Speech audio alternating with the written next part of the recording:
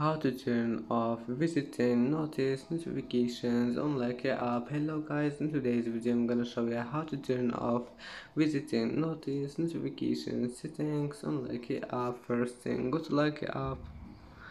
Here you will find this three lines in the top corner. Click on it and then just click settings, and here you will find notifications. Click on it and then just scroll down until you find this one here, and then just click on it, one click, and as you see, that's it. It's easy, of course.